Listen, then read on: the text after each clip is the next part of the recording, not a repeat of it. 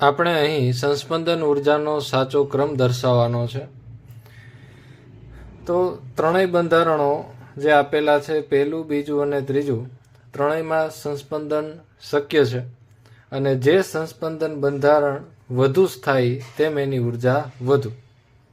તો જેમ સંસ્પંદન બંધારણ વધુ સ્થાયી હોય તેમ તેની સંસ્પંદન ઉર્જા એ વધુ હોય છે.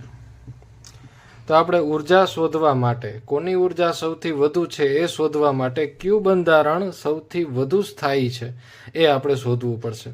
તો સૌથી પહેલું બંધારણ છે, એમાં આપણે સંસ્પંદનના કેટલા શક્ય બંધારણો બને છે અને કેટલા સ્થાયી બને છે આપણે ચેક કરી લઈએ. તો પહેલું બંધારણ છે CH2 ડબલ બોન્ડ CHF. આપણે જાણીએ છીએ કે ફ્લોરિનની બાહ્યતમ કક્ષામાં ટોટલ 6 અબંધકારક ઇલેક્ટ્રોન આવેલા હોય છે અને એમાંથી એક અબંધકારક ઇલેક્ટ્રોન યુગ્મ છે એ અહીંયા ટ્રાન્સફર થાય તો આ બોન્ડના ઇલેક્ટ્રોન છે એ આ કાર્બન ઉપર ટ્રાન્સફર થશે અને આપણને એક નવું સંસ્પંદન બંધારણ જોવા મળશે CH2. અહીંયા કાર્બન ઉપર આવી જશે માઇનસ ચાર્જ, અહીંયા ડબલ બોન્ડમાંથી બની જશે સિંગલ બોન્ડ CH અને CH અને ડબલ બોન્ડ F. ફ્લોરિને ઇલેક્ટ્રોન ડોનેટ કરેલા છે એટલે ફ્લોરિન ઉપર આવશે પ્લસ ચાર્જ.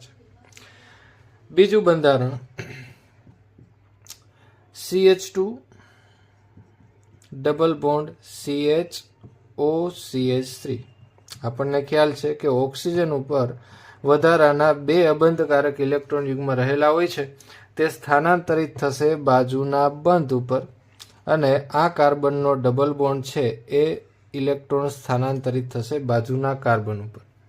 તો આપણને એક બીજું સંસ્પંદન બંધારણ મળશે. CH2 ઉપર આવી જશે નેગેટિવ ચાર્જ, ત્યાર પછી અહીંયા આવશે સિંગલ બોન્ડ CH અને CH અને ઓક્સિજન વચ્ચે બની જશે ડબલ બોન્ડ અને ઓક્સિજન ઉપર આવી જશે પ્લસ ચાર્જ.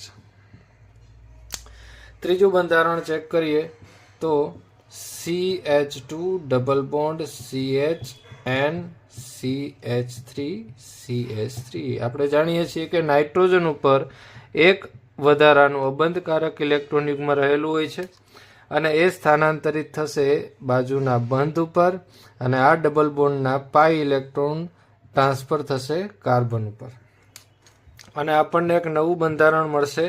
CH2 ઉપર આવશે negative charge, single bond CH, આ CH અને N વચ્ચે ફરી પાછું ડબલ બોન્ડ અને 2 CH3.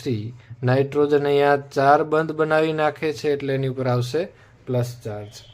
હવે આ ત્રણેય જે બંધારણ છે એમાં સૌથી વધુ સ્થાયી કયું છે? તો આ બીજું જે સંસ્પંદન બંધારણ, એ ત્રણેય બંધારણમાં આપણે જોઈએ તો જે પોઝિટિવ ચાર્જ આવેલો છે એ વિદ્યુત ઋણ તત્વ ઉપર આવેલો છે. આમાં પણ પોઝિટિવ ચાર્જ આવેલો છે, એ પણ વિદ્યુત ઋણ તત્વ ઉપર આવેલો છે. અને ત્રીજા બંધારણમાં પણ નાઇટ્રોજન છે વિદ્યુત ઋણ તત્વ ઉપર પોઝિટિવ ચાર્જ આવેલો છે. હવે વિદ્યુત ઋણ તત્વ કોઈ દિવસ પોતાના ઉપર પોઝિટિવ ચાર્જ રાખી શકે નહીં, મતલબ કે એ અસ્થાયી છે. અને ત્રણેય બંધારણમાં આપણે જોવા જઈએ તો ફ્લોરિન છે એ સૌથી વધુ વિદ્યુત ઋણ છે, સૌથી વધુ વિદ્યુત ઋણ છે અને એ વિદ્યુત ઋણ તત્વ ઉપર પોઝિટિવ ચાર્જ એટલે આ બંધારણ ખૂબ જ અસ્થાયી કહેવાય. તો બીજા નંબર ઉપર જે વિદ્યુત ઋણતા છે એ ઓક્સિજનની છે અને આ બે કરતાં જે ઓછો વિદ્યુત ઋણ હોય તો એ નાઇટ્રોજન છે. તો આ બે કરતાં એ નાઇટ્રોજનની જે સ્થાયીતા છે એ આ બંને સંસ્પંદન બંધારણો કરતાં વધુ છે અને આ બંધારણ વધુ 2 કરતાં સ્થાયી છે એટલે આપણે કહી શકીએ કે જે ત્રીજા નંબરનું બંધારણ છે એની સંસ્પંદન ઉર્જા વધુ હશે. તો આપણે આ રીતે ક્રમ દર્શાવી શકીએ કે 3 ગ્રેટર ધેન 2. ત્રીજા બંધારણ કરતાં બીજાની સંસ્પંદન ઉર્જા ઓછી છે અને બીજા બંધારણ કરતાં પહેલા બંધારણની સંસ્પંદન ઉર્જા છે એ ઓછી છે, તો આપણો જવાબ છે આ રીતે થશે 3 degree greater than 2 degree greater than 1 degree.